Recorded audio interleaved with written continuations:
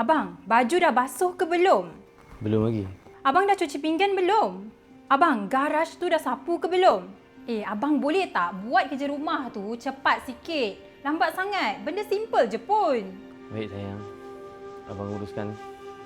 Bagi abang buat satu-satu ya. Amboi, menjawab pula. Kena ingat, jadi suami tu kenalah buat kerja rumah. Ingat, semua ustaz-ustaz kat luar tu dah cakap dah. Tu tanggungjawab suami, bukan tanggungjawab isteri. By the way bang, hari ni tak payah masak sebab saya tak makan kat rumah. Saya ada meeting dengan kawan-kawan saya, so kita orang makan sekali. Tapi sayang, dah lama kita tak makan sama-sama. Abang teringin nak makan sama-sama dengan sayang. Abang belanja saya kat tempat yang saya nak tu. Boleh? Belanja?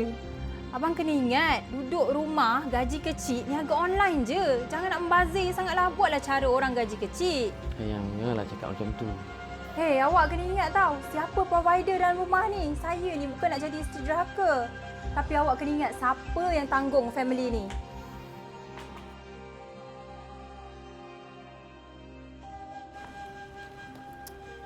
Abang. Oh, bang. Apa yang lama sangat? Abang. Suami saya mana? Suami saya mana, Bi? Orang balik ni bukan tahu nak tolong angkat barang ke, nak sambut ke, apa ke. Busy sangat ke kat dalam tu? Puan. Abang, baju dah basuh ke belum? Abang, boleh tak kalau buat kerja rumah tu laju sikit? Benda simple je pun. Kena ingat, duduk rumah tu kenalah buat kerja rumah. Ingat, ustaz-ustaz semua dah cakap. Tu tanggungjawab suami, bukannya tanggungjawab isteri. By the way bang, hari ni tak payah masak sebab nanti saya makan dekat luar. Kita orang ada meeting, kita orang semua makan sekali.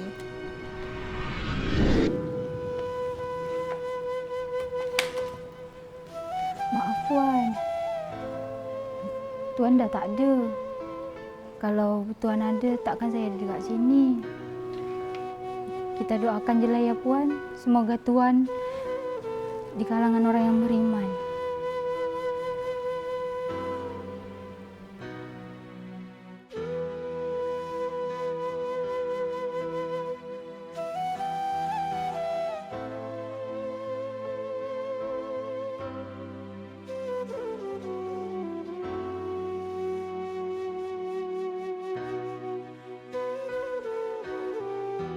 Kadang bukan semua lelaki yang berpendapatan kecil tu pemalas.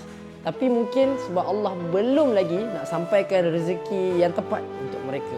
Sebab kita merancang, Allah juga merancang. Tapi wallahu khairul makirin. Tapi dalam konteksnya abang, bila mana si isteri yang jadi provider tak salah, tapi jangan sampai ego melebihi rasa tanggungjawab sebagai seorang isteri. Jadi abang, macam yang dalam hadis Rasulullah sallallahu alaihi wasallam riwayat Ahmad, wanita yang menjaga agamanya dan yang mentaati suaminya pasti akan memasuki syurga insya-Allah. Jadi rumah tangga ni bukan tentang siapa yang paling berjaya, tapi siapa yang bersama-sama menuju ke syurga Allah Taala. Jadi abang, kalau nak dapatkan item yang eksklusif macam dekat belakang apa ni, boleh datang dekat galeri kita, Dian Signature HQ, penuhi rumah dengan kalimah apa-apa Allah nombor 1.